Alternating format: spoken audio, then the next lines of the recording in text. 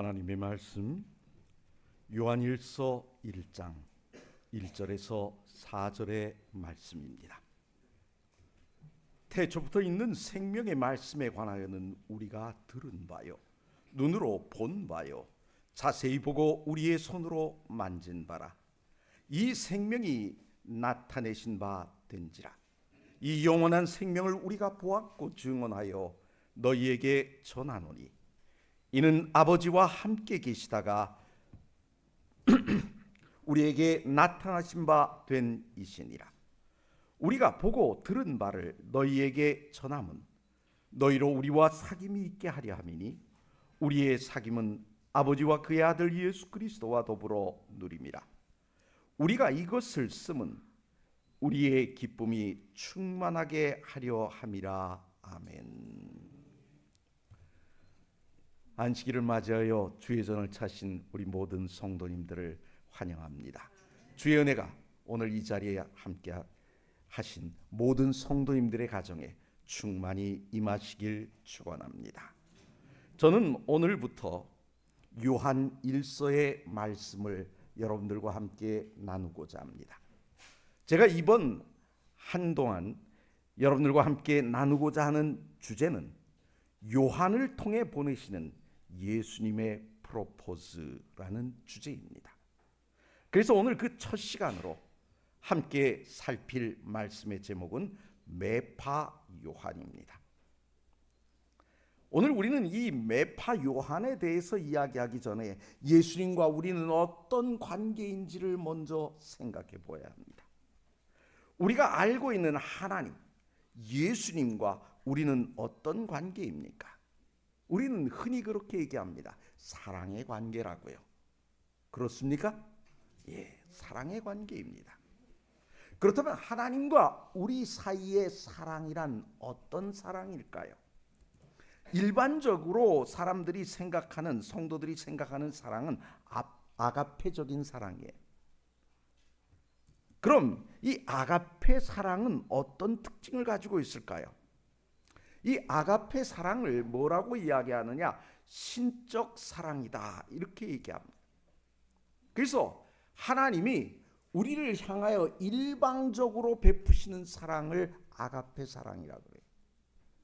우리는 별로 사랑받을 짓을 한 것이 없는데 하나님은 여전히 우리를 사랑해 주시는 것입니다.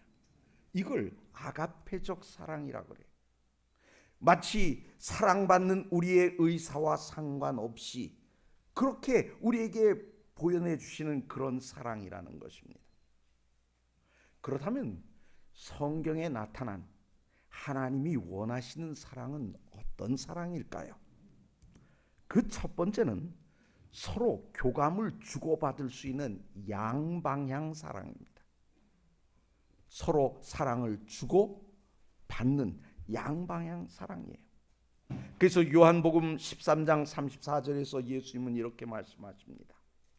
새 계명을 너희에게 주노니 서로 사랑하라. 내가 너희를 사랑한 것 같이 너희도 서로 사랑하라 그랬어요. 혼자 사랑하는 것이 아니고 어떻게 해요? 서로 사랑하라는 것입니다. 누구처럼요? 예수님처럼 서로 사랑하라고요. 그래서 예수님의 사랑법도 어떤 법이냐? 그냥 일방적인 것이 아니라 서로 왔다 갔다 하는 그런 사랑이에요. 그래서 예수님이 우리를 사랑하시기 때문에 오늘 우리도 어떻게 하기를 바라셔요? 우리가 예수님을 사랑하기를 주님은 고대하시는 것입니다. 두 번째, 성경에 나타난 사랑은 설렘이 있는 달콤한 사랑이에요. 사랑은 엄숙한 사랑이 아니라 어떤 사랑이라고요? 달콤한 사랑이에요. 이 사랑에 대한 이야기를 들으려면 아가서를 보면 됩니다. 세 번째, 하나님이 원하시는 사랑은 기다림이 있는 애틋한 사랑입니다. 다른 말로 얘기하면 가슴 시린 사랑이에요. 여러분, 탕자에 비유해 보십시오. 아버지가 그 아들을 기다리는 마음이 어떻습니까?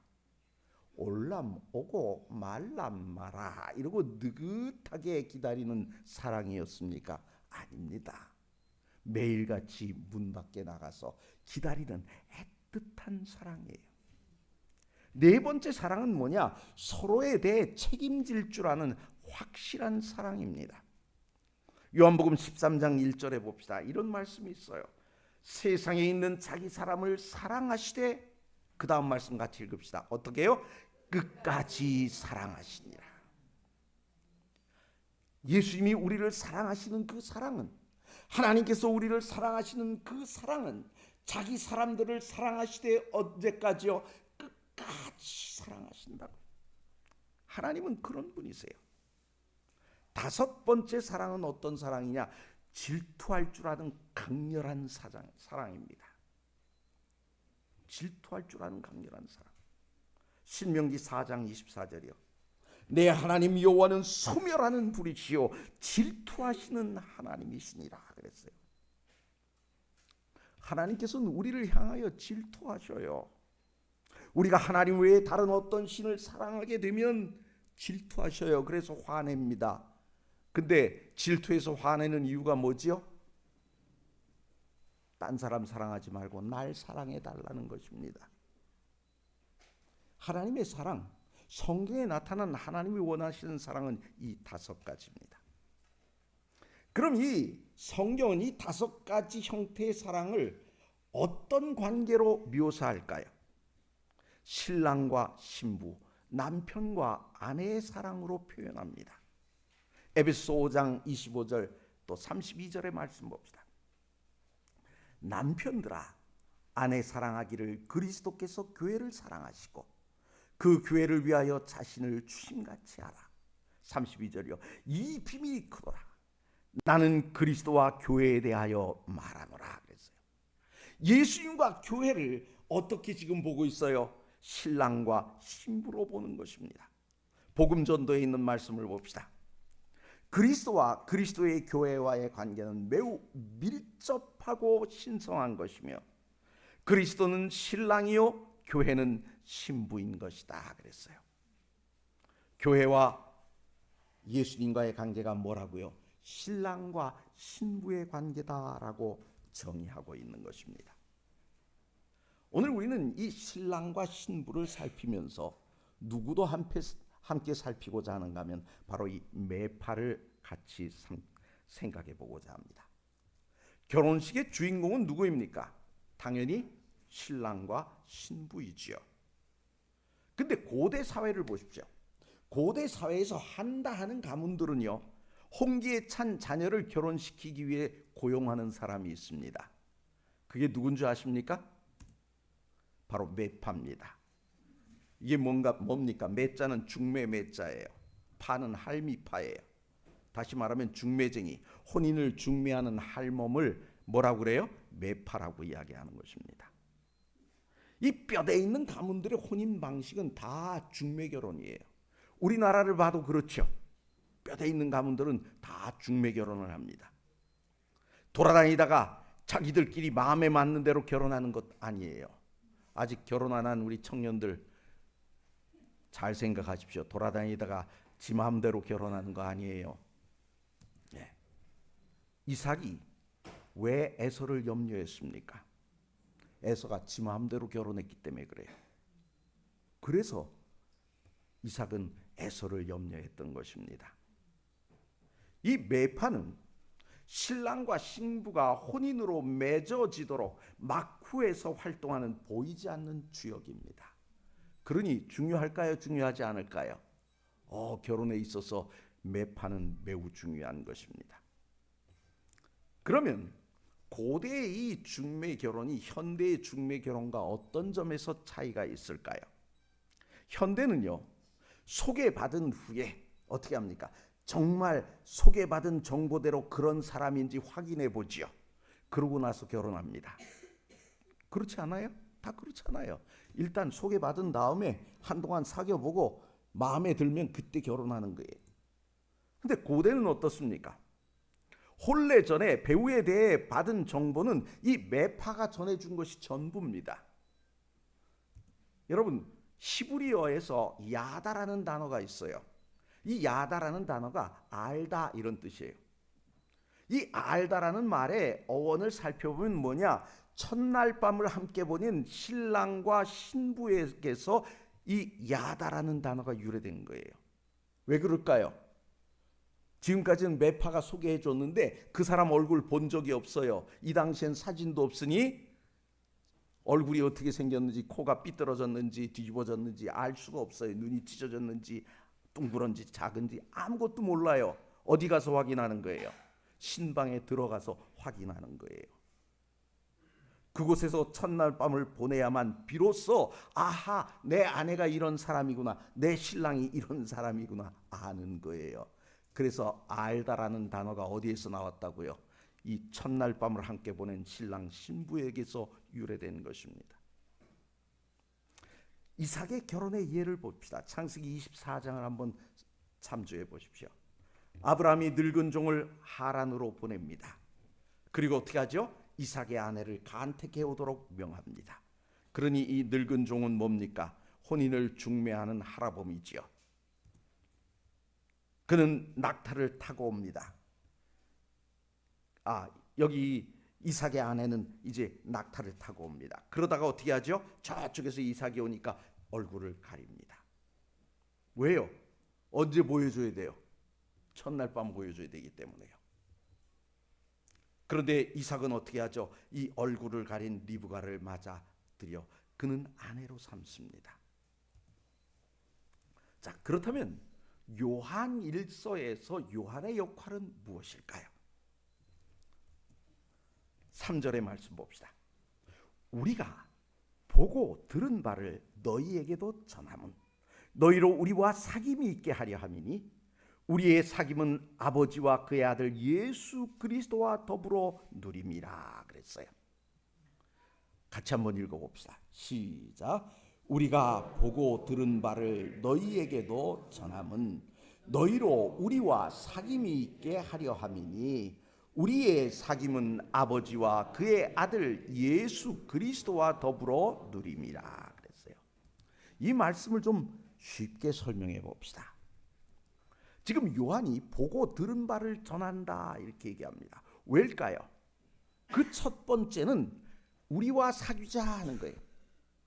첫째는 뭐라고요? 우리와 사귀자. 두 번째는 뭐냐면 우리와 함께 누구와 사귀자고요? 예수님과 사귀자는 거예요. 1단계는 우리와 사귀고 그 다음엔 그 사귐이 어디로 연결돼요? 예수님에게로 연결돼요. 자, 그럼 이걸 또 분석해 봅시다. 1단계의 사귐은 뭡니까? 이건 교회 안으로 초청하는 거예요. 야, 교회 안으로 와. 교회 안으로 불러들이는 거예요. 왜요? 교회가 신부이기 때문에요. 그래서 신부의 자격을 갖추기 위한 사귐이 1단계 사귐인 거예요.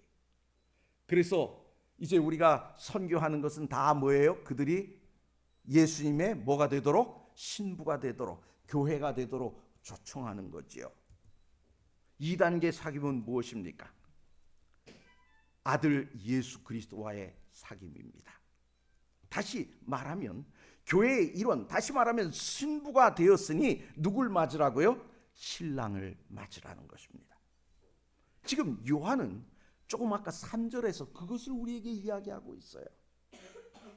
그러니 요한이 뭐가 되고 있는 겁니까? 요한의 두 가지 역할이 나옵니다. 첫째는 뭘까요? 그도 교회의 일원이에요. 그러니까 그도 뭐지요? 신부입니다. 그런데 그는 우리를 교회로 초청해서 신랑을 맡게 해주는 사람이기도 한 것입니다. 그러니 그의 역할이 뭐예요? 매파인 것입니다. 그래서 오늘 제목이 뭡니까? 매파 요한입니다. 그럼 이 매파의 자격은 어떤 것일까요? 요한에게 그리스도를 소개받고 있는 성도들을 우리가 좀 살펴봅시다. 지금 요한이 예수님을 소개하고 있는데 그 소개를 받고 있는 사람은 예수님의 얼굴을 본 적도 없어요. 예수님의 음성 들은 적도 없어요. 그런 사람들입니다. 그런 사람들에게 지금 요한은 예수님을 소개하고 있어요.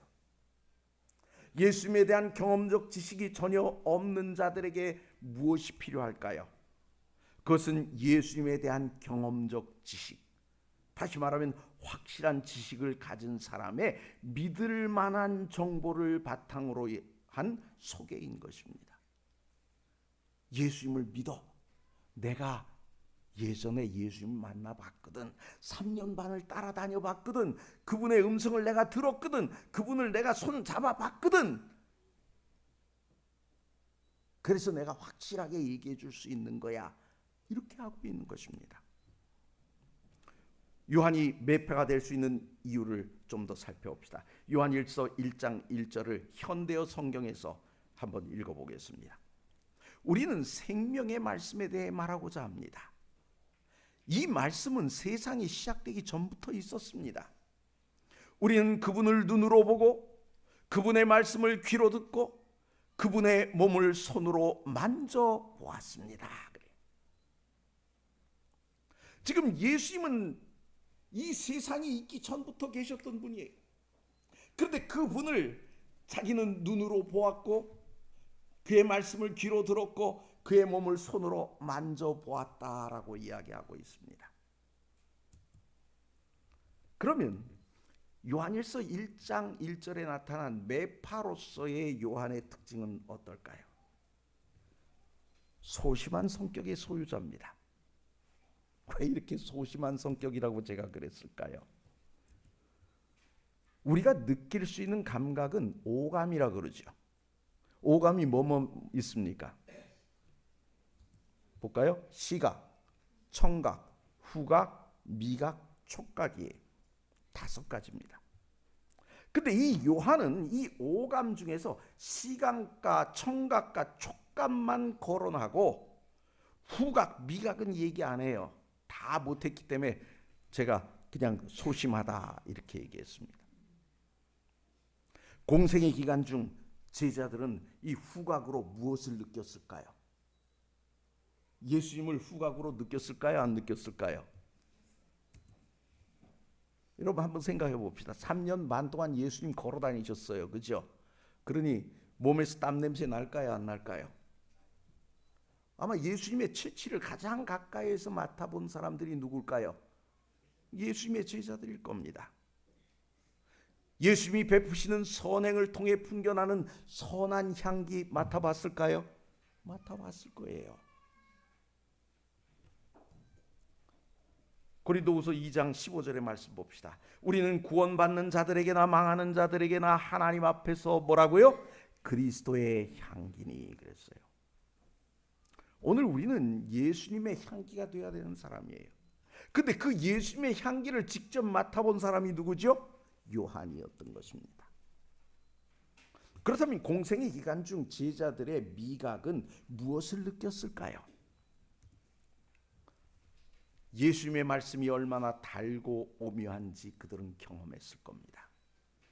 달고 오묘한 그 말씀. 우리도 느끼지만 우리보다 더 생생하게 느낀 사람들이 누굴까요? 예수님의 제자들이에요. 여러분 한번 오병이어의 기적 생각해 봅시다. 여러분 그 어린아이가 들고 온 떡 5개가 얼마나 맛있는 떡이었을까요? 여러분은 얼마나 맛있었을 거라고 생각하세요? 저희 딸아이가요. 필리핀에서 이제 1000명 선교사를 갔는데 옛날 대학교 1학년 때입니다. 신학교 다니다가 갔어요. 신학생 출신이라고 아주 생오지로 보냈습니다. 거기 가서 이렇게 지내는데 저희 딸아이가 얘기를 하는데 이 원두막도 아니고 이렇게 기둥을 이렇게 4개 세우고 이렇게 바닥을 깔고 이렇게 만든 집에서 지냈는데 이게 끼우뚱하답니다. 그래서 이 캔을 이쪽에다 두면 떼굴떼굴 굴러서 저까지 내려간대요. 얘가 거기 지내는 동안 밥을 해 먹으려면 어떻게 하면 순당이라는 기다란 칼 들고 숲에 들어가서 나뭇가지를 잘라 갖고 와서 밥을 해야 됩니다.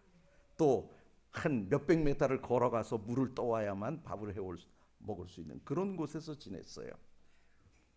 근데 거기 있으면서 주로 뭔 반찬을 먹었느냐? 요만한 물고기 빼짝 말려놓은 거 그거 가지고 밥 한 그릇을 먹었답니다. 한 2개 정도면 밥을 먹는데 되게 짜답니다. 그래서 조금 입에 넣고 밥 먹고 이렇게 했다 그래요. 아마 이 떡이 굉장히 거칠고 맛이 없었을 거예요.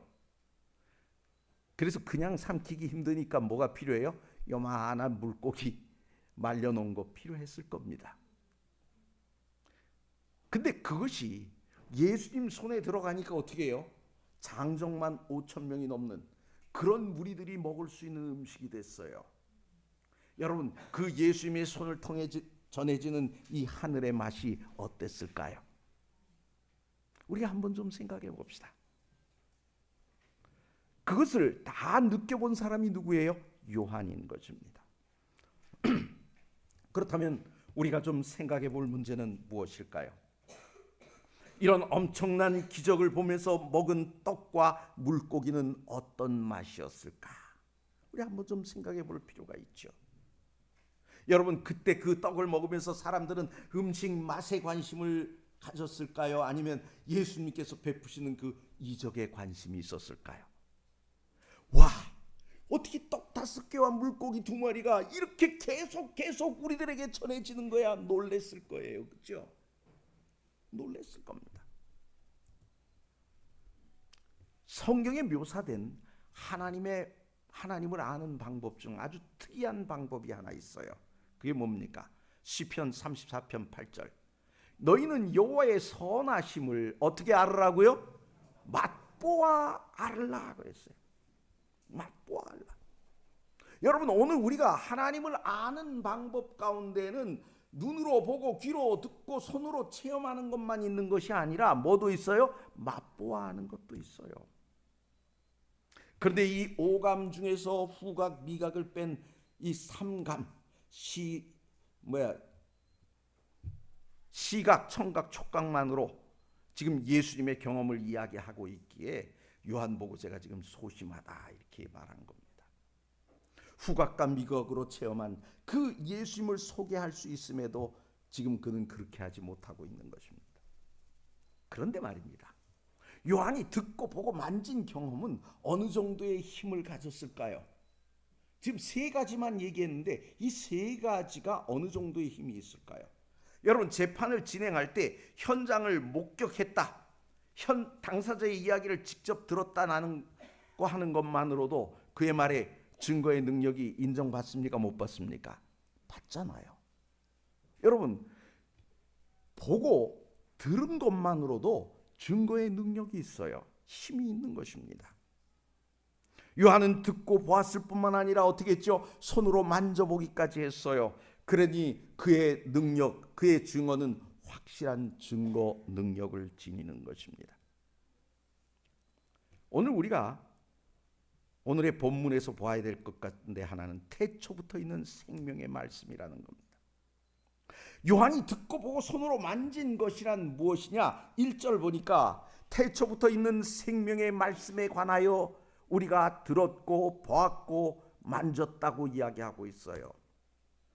그러면 여기서 우리가 생각해 볼 것은 태초부터 있는 생명의 말씀입니다.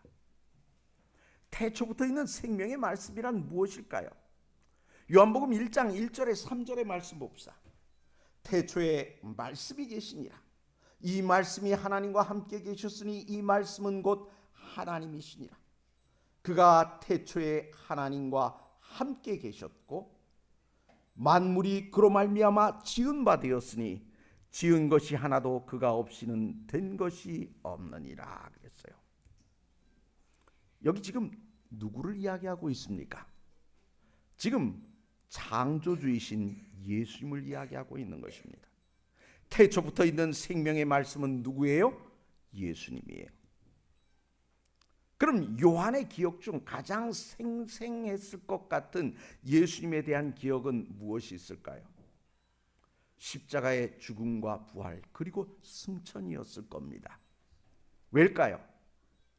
요한복음과 요한일서를 기록할 당시 요한에게 가장 가까운 시간의 기억이 언제예요? 예수님의 마지막 순간이잖아요. 그러니 아마 그에게는 가장 이것이 생생했을 것입니다. 요한일서를 기록하면서 예수님을 자신이 보고 듣고 만진 기억 속의 주님을 창조주라 그렇게 묘사했는데 왜 그렇게 했을까요? 그는 3년 반 동안 예수님을 따라다니면서 예수님을 경험했어요. 그래 보니까 예수님의 모습이 그의 마음속에는 분명 누구예요? 창조주 하나님이시더라는 겁니다. 여러분, 오늘 우리가 예수님에 대해서 계속 공부하다 보면 어떻게 되죠? 예수님께서 나를 사랑하고 계신다는 걸 느껴지지 않습니까? 성령께서 오늘 우리 마음속에 임하시면 어떻게 합니까? 하나님은 사랑이시란 사실을 느끼게 해줘요. 그 느낌을 받고 나면 어떻게 되지요? 바깥에 나가서 피어있는 개나리 한 송이를 보더라도 그 속에서 무슨 음성을 듣습니까?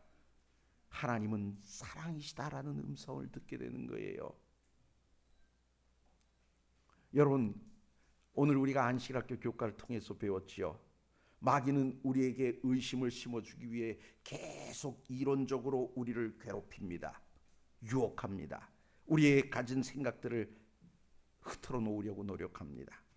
그러나 하나님은 어떻게 하십니까? 오늘 우리에게 보혜사 성령을 보내주셔서 그 성령께서 내 안에서 속삭이게 하시고 그 음성을 우리가 들을 때 하나님이 우리와 동행하고 계심을 느끼게 해주지 않습니까? 그런데요, 요한은 그 하나님과 3년 반을 동행했어요. 3년 반 동안 보니 그는 분명 창조주 하나님이시다라는 것입니다.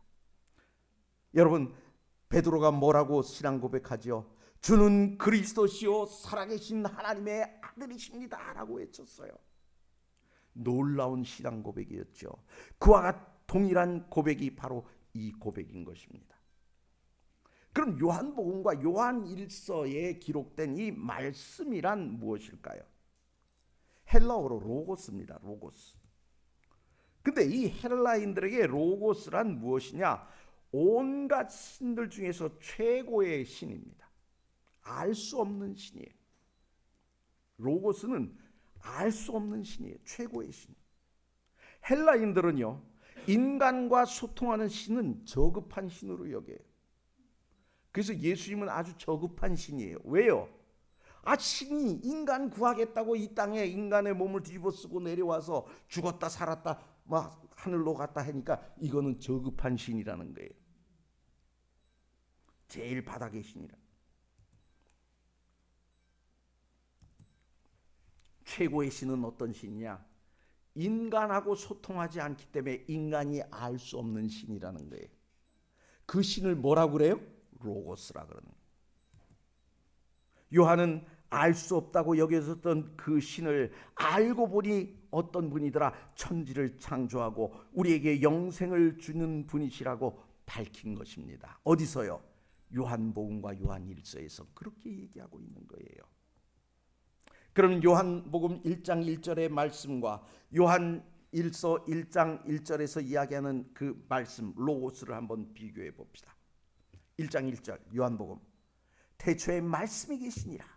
이 말씀이 하나님과 함께 계셨으니 이 말씀은 곧 누구라고요? 하나님이시라. 태초부터 계신 하나님이시다라고 얘기합니다. 요한일서 1장 1절은 뭐라고 합니까? 태초부터 있는 생명의 말씀에 관하여는 그렇게 얘기합니다. 조금 달라졌죠? 뭐가 달라졌어요? 태초에 말씀이 계시니라가 어떻게 해요? 태초부터 있는 생명의 말씀이라고 바뀌는 거죠. 근데 이 생명이라는 말은 헬라어로 조에라고 하는 단어인데 이것은 어떤 뜻이냐면 생명을 얻게 하는 것 이런 뜻이에요. 생명을 얻게 하는 것. 예수님은 오늘 우리에게 생명을 얻게 해주시는 분이에요. 생명을 얻게 해주시는 말씀 하나님이 바로 누구시라고요? 예수님이시라고 얘기하는 것입니다. 살아있는 생명들을 말씀으로 창조하신 하나님이 예수님이라고 이야기하고 있는 것입니다. 오늘 우리는 요한의 신앙 고백을 봅니다. 베드로와 요한의 신앙 고백을 우리가 한번 비교해 봅시다. 베드로의 고백, 조금 아까 얘기했죠? 마태복음 16장 16절. 예수님께서 말씀하시죠. 사람들이 나를 누구라 하더냐? 그랬더니 뭐라 그래요? 침례 요한이라고 합니다. 누구라고 합니다 하면서 선지자들을 쭉 얘기합니다. 그럼 너희는 나를 누구라고 생각하느냐? 그랬더니 시몬 베드로가 대답합니다. 주는 그리스도시요 살아계신 하나님의 아들이시니이다. 선지자 정도가 아닙니다. 하나님이십니다. 우리에게 구원을 베풀기 위해 이 땅에 오시는 하나님의 아들이심을 베드로는 고백한 거예요. 놀라운 고백이죠. 그럼 요한의 고백은 어떻습니까? 조금 아까 봤던 요한일서 1장 1절이요. 태초부터 있는 생명의 말씀에 관하여는 그랬어요. 생명의 창조자이신 예수님의 음성을 그는 들었고 그 예수님의 모습을 보았고 실체를 만져보았다고 고백하는 것이에요. 그러니 이 고백은 베드로 못지않은 대단한 고백인 것입니다. 그럼 이 두 고백의 공통점과 차이점을 봅시다. 공통점은 뭡니까? 인성을 입고 오신 예수님에게서 지금 하나님의 모습, 신성을 발견하고 인정한 거예요. 대단한 거죠. 차이점은 뭘까요? 예수님을 바라보고 있는 시점입니다. 베드로는 지금 현재의 모습을 봤어요. 예수님은 하나님의 아들이십니다. 지금 보니 그렇습니다. 이렇게 한 거예요. 당시로서는 이 고백은 엄청난 고백이지요. 용기 있는 고백이에요. 요한은 어떻게 합니까? 요한은 지금 당장이 아니라 창조 때부터 계셨던, 그래서 부활하고 승천하신 그 예수님, 그 모든 모습을 다 보면서 한 고백인 것입니다. 비록 주님 앞에서는 그는 고백하지 못했어요. 그렇죠?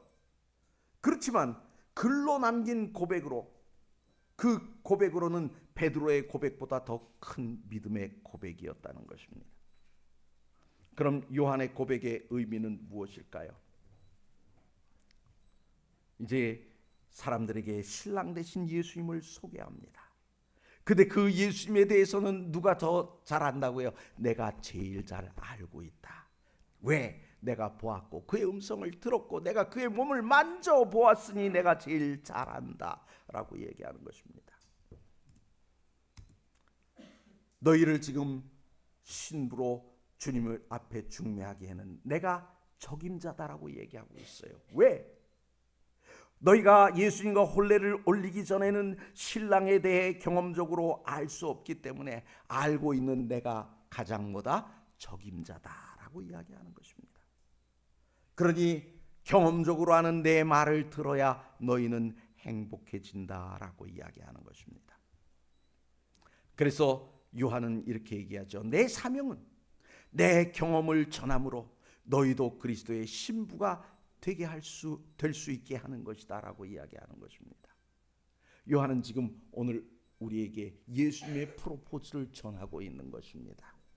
그 프로포즈에 응하고 응하지 않는 것은 누구의 결단일까요? 오늘 여러분과 저의 결단인 것입니다. 정리해 봅시다. 오늘 우리는 어떤 성도가 되어야 할까요? 오늘 우리는 주님의 사랑의 음성, 우리를 부르시는 그 프로포즈에 응답하는 성도가 되어야 합니다. 우리의 신랑 되시는 주님은 우리를 사랑하시되 끝까지 책임지시는 분이신 것입니다. 그 주님께서 자기를 가장 잘 아는 요한을 통해 우리에게 사랑의 초대장을 보내주셨던 것입니다. 그렇다면 우리가 해야 할 일은 무엇일까요? 우리에 대한 주님의 사랑에 우리도 사랑의 반응을 보여드리는 것입니다. 이렇게 함으로 주님의 음성에 응답하시는 저와 여러분이 다 되시길 바라면서 말씀을 마치겠습니다.